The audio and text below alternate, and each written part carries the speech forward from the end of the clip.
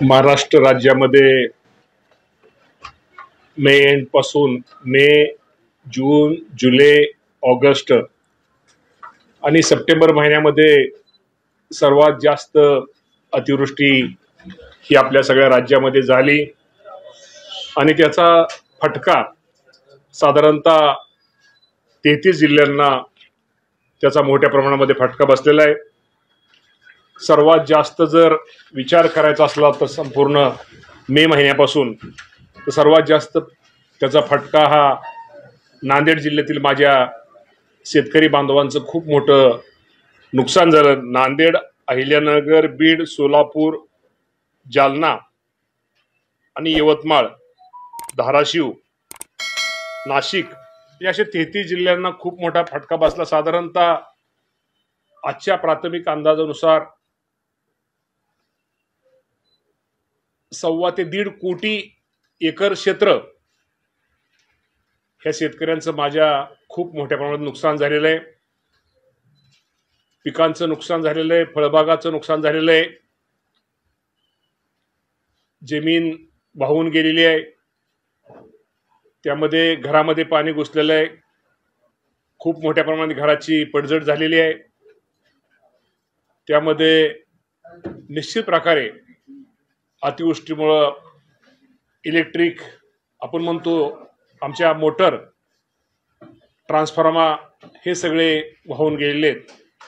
त्यामुळे हा आकडा खूप मोठा आहे। या राज्यातील आमचे महसूलचे अधिकारी, कृषी विभागाचे अधिकारी, ग्रामविकासचे सगळेच अधिकारी हे सर्वजण ज्या शेतीचं नुकसान झालं त्याचे पंचनामे करण्याचं काम हे युद्ध पातळीवर सुरू आहे। साधारणतः जे आपण 1.5 कोटी एकर क्षेत्र जर धरलं, 1.5 कोटी एकरामध्ये जर विषय आपण ही धरला तर 1.5 कोटीमध्ये अंदाजे साधारणतः 1 कोटीपेक्षा जास्त क्षेत्र, 1 कोटी लाख एकर हे क्षेत्र हे सप्टेंबर महिन्यामध्ये याचं नुकसान हे झालेलं आहे। आणि हे पंचनाम्याचं काम पूर्ण जे झालेलं आहे, जिथं काम झालेलं आहे तिथं आपण शासनाने त्या शेतकऱ्यांना मदत देण्यात दिलेली आहे।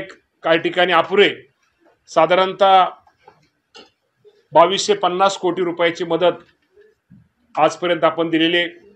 आणि साधारणतः सप्टेंबर महिन्यामध्ये नुकसान हे जास्त आहे, ते नुकसान भरपाई पिकाचे ते पण पंचनाम्याचं काम हे युद्ध पातळीवर सुरू आहे। पंचनामे झाल्यानंतर 8 दिवसाच्या 10 दिवसाच्या आत किंवा दिवाळीच्या पूर्वी या अतिवृष्टीमुळे माझ्या शेतकऱ्यांचं नुकसान झालं त्या सर्वांना मदत निश्चित प्रकारे दिली जाईल। तात्पुरती आपण कलेक्टर लेवलला 10,000 रुपये आपण त्यांना सानुग्रह अनुदान देतोय। आपण जनावरांना त्यांना एक चारा तोही उपलब्ध करून दिलेला आहे। आपण 10 किलो तांदूळ, 10 किलो गहू, 3 किलो आपलं डाळ हे पण उपलब्ध करून दिलेलं आहे। तर निश्चित प्रकारे मला आपल्या माध्यमातून शेतकरी बांधवांना एकच सांगायचं आहे की शेवटी हे निसर्गाचं संकट आहे। या संकटाला आपल्या सगळ्यांना सामोरं जावं लागेल आणि निश्चित प्रकारे हा शेतकरी पुन्हा कसा उभा राहील यासाठी शासनाच्या वतीनं प्रयत्न चालू आहेत। राज्याचे मुख्यमंत्री देवेंद्र फडणवीस साहेब असतील, एकनाथजी शिंदे साहेब असतील, अजितदादा पवार साहेब असतील, ही सर्वच मंडळी या बाबतीमध्ये प्रयत्न जास्तीत जास्त माझ्या शेतकऱ्याला कशी मदत होईल यासाठी प्रयत्नही करतायत। राज्याचे मुख्यमंत्री, उपमुख्यमंत्री दिल्लीला जाऊन या शेतकऱ्यांसाठी काहीतरी आपल्या या भागाची शेतीची राज्याची परिस्थितीची कल्पना या देशाचे पंतप्रधान आणि या देशाचे गृहमंत्री या दोघांना त्यांनी दिलेले। निश्चित प्रकारे येणाऱ्या काळामध्ये संपूर्ण पंचनाम्याचं काम पूर्ण झाल्यानंतर आकडेवारीच्या माध्यमातून त्यांना हे कळवल्यानंतर ते पण दिल्ली आपल्याला केंद्र पण एक चांगल्या प्रकारची भरपाई माझ्या जो अडचणीत सापडलेला जो शेतकरी आहे या शेतकऱ्याला देण्याचा प्रयत्न निश्चित प्रकारे राज्य सरकारच्या माध्यमातून केली जाईल।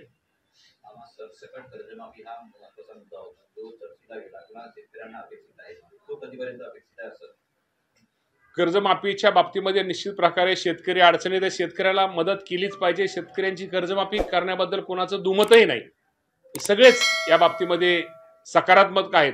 मी तुम्हाला सांगतो आजचा जो विषय आज हा आपल्याला अतिवृष्टीचा विषय आणि अतिवृष्टीच्या काळामध्ये शेतकऱ्याला पहिल्यांदा आपल्याला उभा करणं गरजेचं आहे आणि शेतकऱ्याला कशी मदत करून त्याला कुठला निर्णय घेणं शेतकऱ्याच्या दृष्टीने हिताचं आहे आणि शेतकरी पुन्हा कसा उभा राहील हा आपला पहिला प्रश्न असल्यामुळं निश्चित प्रकारे पहिल्यांदा आपण शेतकऱ्याला याची मदत जास्तीत जास्त कशी होईल हा प्रयत्न चाललेला आहे.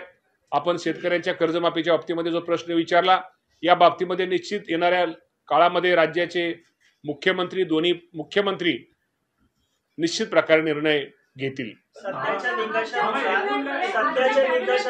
मिळणारी मदत आहे ती अपुरी असल्याचं शेतकऱ्यांचं म्हणणं आहे. तर जे निकष आहेत त्यात काही सुधारणा होणार आहे? 100% शेतकऱ्यांचं काही चुकीचं नाहीये. आजची मिळणारी मदत ही अपुरीच आहे. परंतु मी तुम्हाला मागाही सांगितल्याप्रमाणे मदत जरी अपुरी असली तर शेवटी आता आपल्याला काहीतरी मदत जी आपल्याला मदत परत नंतर केंद्र सरकारची मिळेल किंवा मदत अपुरी म्हणून आपण त्यासाठी थांबायचं ना. राज्य सरकारनं त्याचं आपलं काम सुरू केलेलं आहे. परंतु निश्चित प्रकारे येणाऱ्या काळामध्ये केंद्राकडे किंवा आपण सुद्धा त्यात काय जे निकष आहे त्या निकषामध्ये बदल करून आजच्या ह्याच्यापेक्षा जास्तीत जास्त मदत ही माझ्या शेतकऱ्यांना केली जाईल. कॅबिनेटमध्ये ह्या बाबतीमध्ये चर्चा झाली. मुख्यमंत्री दोन्ही उपमुख्यमंत्र्यांनी आम्ही मंत्रिमंडळामध्ये कारण का तुम्हाला सर्वांना माहिती गेली 8-10 दिवस या राज्यातले सगळेच मंत्री हे प्रत्येक जिल्ह्यामध्ये फिरतायत. ते बांधावर जात आहेत. शेतकऱ्यांचं दुःख शेतकऱ्यांचं व्यथा शेतकऱ्यांचं नुकसान याची पाहणी आमच्या सर्वच या मंत्रिमंडळातल्या आमच्या सगळ्या सहकार्याने केलेली आहे आणि प्रत्येकाने त्या भागातला रिपोर्ट त्या भागातले सगळी वस्तुस्थिती ही राज्याच्या मुख्यमंत्र्यांच्या दोन्ही उपमुख्यमंत्र्यांच्या कानावरती घातलेले. त्यामुळे त्या सर्वांचं एकच मत आहे की निश्चित प्रकारे हा काळ शेतकऱ्यांच्या संकटाचा आहे अडचणीचा आहे आणि अडचणीच्या काळामध्ये संकटाच्या काळामध्ये शेतकऱ्यांना मदत केली पाहिजे ही आमची मंत्र्यांची भूमिका तेच मुख्यमंत्र्यांची आणि दोन्ही उपमुख्यमंत्र्यांची तीच भूमिका आहे. त्यामुळे येणाऱ्या काळामध्ये निश्चित प्रकारे जास्तीत जास्त मदत ही राज्य सरकारच्या वतीने माझ्या शेतकरी बांधवांना केली जाईल.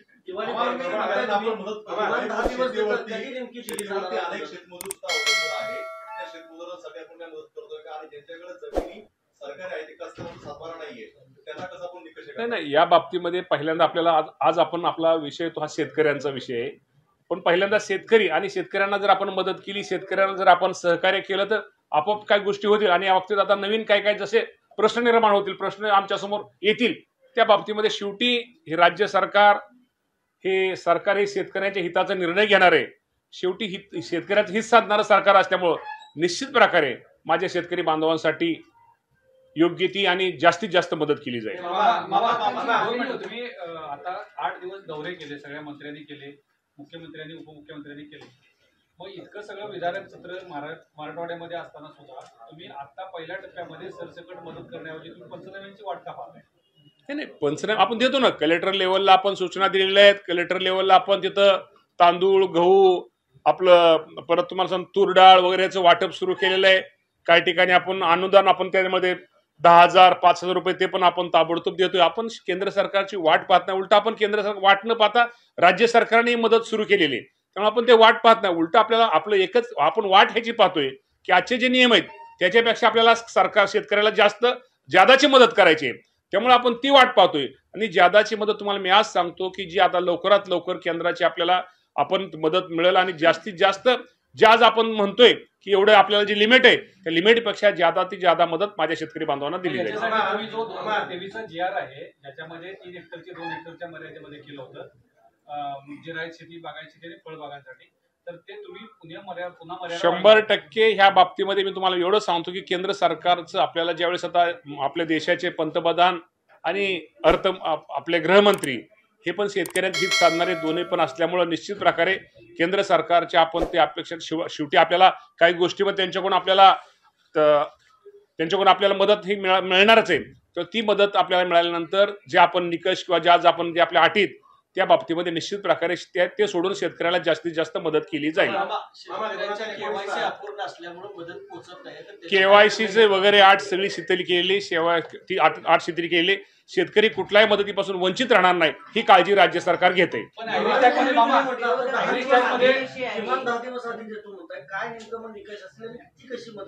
निकष म्हणजे आता पाऊस बऱ्यापैकी आता एकंदर पाहिल्यानंतर पाऊस थोडा थांबलेला आहे. जे आता पंचनाम्याचं काम जे जोरात चालतं थोडं कमी जास्त थोडं त्याचं प्रमाण स्लो होतं. आता जास्तीत जास्त आमच्या सगळ्या अधिकाऱ्यांना आम्ही कर्मचारी सूचना दिलेत की ताबडतोब येणाऱ्या 10 दिवसामध्ये सगळे पंचनामे कसे पूर्ण होतील आणि त्यांचे पंचनामे पूर्ण झाल्यानंतर ते पुढच्या 10 दिवसामध्ये किंवा दीपावलीच्या पूर्वी शेतकऱ्याला कशी मदत होईल ही काळजी आम्ही घेतोय. दोन शब्दांचा वापर करतायत. ते एक म्हणतात की ओला दुष्काळ जाहीर करा आणि सरसकट कर्जमाफी करा. जर शासनानं येत्या काही दिवसात या जर दोन गोष्टी जाहीर केल्या नाही तर आम्ही राज्यात मोठं आंदोलन उभारू असा इशारा दिला. आता कर्जमाफीच्या बाबतीमध्ये तर मी मगाशी उत्तर दिलं, पण तुम्ही आपण ओला दुष्काळाचा आपण विषय घेतला. या माध्यमातून मी राज्यातल्या सर्व शेतकरी बांधवांना एक सूचित करतो की आज मंत्रिमंडळामध्ये या विषयावरती चर्चा झाली आणि या विषयावर चर्चा झाल्यानंतर ज्याप्रमाणे आपल्याला माहिती आहे की आपण दुष्काळ जाहीर करतो आणि दुष्काळ जाहीर केल्यानंतर ज्या दुष्काळाला आपण काय म्हणतो, ज्या सवलती दुष्काळ जाहीर केल्यानंतर ज्या शेतकऱ्याला किंवा ज्या सगळ्या सामान्य नागरिक शेतकऱ्याला दुष्काळ असतात, दुष्काळच्या धर्तीवरती ज्या काही सवलती माझ्या शेतकरी बांधवांना दुष्काळ धर्तीवरती सर्व सवलती येणाऱ्या काळामध्ये माझ्या शेतकरी बांधवाला दुष्काळ या धर्तीवरती या बाबतीमध्ये देण्यात येतील.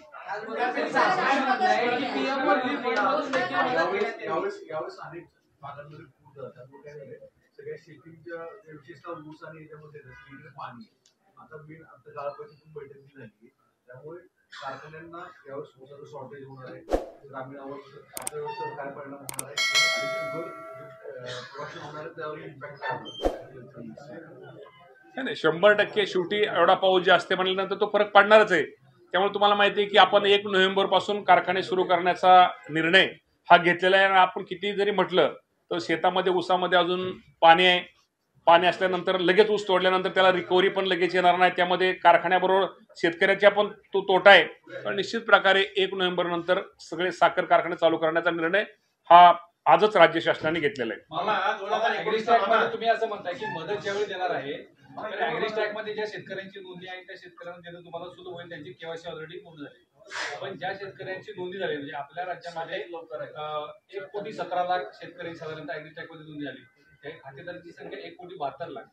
तर मग उरलेले जे शेतकरी आहेत ज्यांची नोंदणी झालेली नाही तर त्या शेतकऱ्यांची केवायसी पूर्ण करणार आहे कशी करणार आहे आणि त्याच्या संदर्भात काय आपल्याला मला वाटतं 2 ह्याच्यामध्ये नमो शेतकरी ह्याच्यामध्ये सुद्धा काय आपले शेतकरी किंवा या दोन्ही ह्याच्यामध्ये ॲग्रीस्टॅक दोन्ही शेतकरी मी तुम्हाला एवढंच सांगतो या मदतीपासून एकही शेतकरी वंचित राहणार नाही.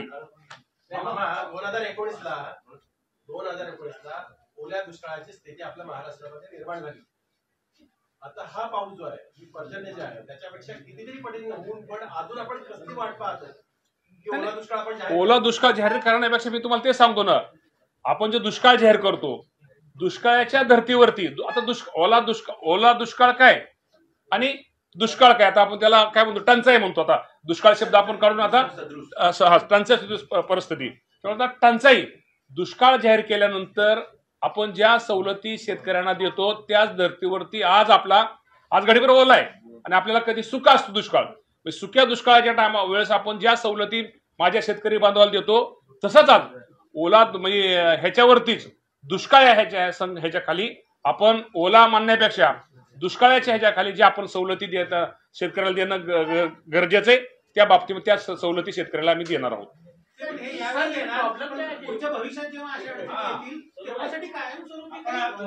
आज धोरणात एक मिनिट आपल्या जास्त असं आपल्याला ओला दुष्काळ मला वाटतं ओला दुष्काळ कधी जाहीर केला होता मला असं आठवत नाही. मला एक समजत नाही ओला दुष्काळ काय किंवा दुष्काळ काय. ओला दुष्काळ पडला तर आपण त्या सवलत देणार. कर्जाची वसुली असेल ते थांबवतो. परत मला वाटतं अजून शैक्षणिक फी हे सगळ्याच गोष्टी ज्या दुष्काळाच्या धर्तीवर दुष्काळाच्या संज्ञेखाली ज्या गोष्टी येतात त्या गोष्टी आज राज्याचे मुख्यमंत्र्यांनी निर्णय घेतलेला आहे. दुष्काळाच्या धर्तीवरती सगळ्या त्याप्रमाणे त्या ह्याच्यावरती ह्या सगळ्या गोष्टी शेतकरी आजपासून लागू होतील. मामा प्रॉब्लेम असा आहे की तुम्ही हे सगळं द्याल पण केंद्र सरकारच्या संस्थेमध्ये दुष्काळ नसल्यामुळे त्यांच्याकडून अपेक्षित असलेली मदत करू शकत नाही. आपण हा निर्णय का घेतलाय? जर केंद्र सरकारकडून अतिरिक्त मदत जर आपल्याला जर मिळालं तर काय प्रॉब्लेम आहे का? सरकार का निर्णय नाही म्हणूनच मी तुम्हाला म्हणलं की ओला दुष्काळ हे मला वाटतं कधी या राज्याने कधीच मला वाटतं घेतलेलं नाही. दुष्काळ या नावाखाली जर आपण ह्या गोष्टी जर घेतल्या दुष्काळ नावाखाली जर आपण जरी समजा, माझं म्हणणं आहे कुठल्या योजना किंवा कुठलं काय जाहीर केल्यानंतर ज्या ह्याच्यामधनं माझ्या शेतकऱ्याचं हित साधल, शेतकऱ्याच्या दृष्टिकोनातून जे तिथे अडचणीच्या काळामध्ये शेतकऱ्याला मदत होईल तो आपण निर्णय घेतोय. शेवटी दुष्काळ काय आणि ओला दुष्काळ म्हणलं काय आणि दुष्काळ काय, दुष्काळ जरी झाला तर ते ओला दुष्काळाच्या संज्ञेखालीच ती शेतकऱ्याला मदत केली जाईल. एक मराठीचा शब्द, एक शेवटचा आमचा मराठीचा. पीक विम्याचे यावर्षी 3 ट्रिगर बदलले आहेत. आता पीक कापणी प्रयोगावर पीक विमा मिळणार. या वर्षी सारखी परिस्थिती कधीच नव्हती जेव्हापासून पीक विमा म्हणजे तर अशा परिस्थितीमध्ये पीक विम्याचे ट्रिगर बदलले आहेत. पीक विमा कंपनीला याचा फायदा होईल का? दुसरी गोष्ट अशी आहे की जर पीक कापणी प्रयोगावर जर तुम्ही उंबरठा उत्पादन निकष धरून जर भरपाई देणार आहात तर त्याचे नेमके उंबरठा उत्पादन ग्राह्य धरणार का? कारण आता पीकच उपलब्ध नाही तर ते पीक कापणी प्रयोग कसा होईल? या बाबतीमध्ये निश्चित प्रकारे तुमचं म्हणणं बरोबर आहे. या बाबतीमध्ये आता पीक सगळं गेलेलं आहे, हे आता ते कापणीचा सुद्धा विषय येणार नाही. या बाबतीमध्ये पीक सगळं वाया गेलं असल्यामुळं ते ह्याचा विचार न करता ताबडतोब 100% त्या बाबतीमध्ये नुकसान शेतकऱ्याला कसं मिळेल, हे आता ते कधी पीक संपल म्हणण्यापेक्षा पिकच शेतामध्ये राहिलेलं नाही. त्यामुळे या बाबतीमध्ये निश्चित प्रकारे आपण त्याला शेतकऱ्याला मदत करणार आहे. त्या संज्ञेखाली ते शेतकरी सगळे पीक विमा खाली बसतील सगळे.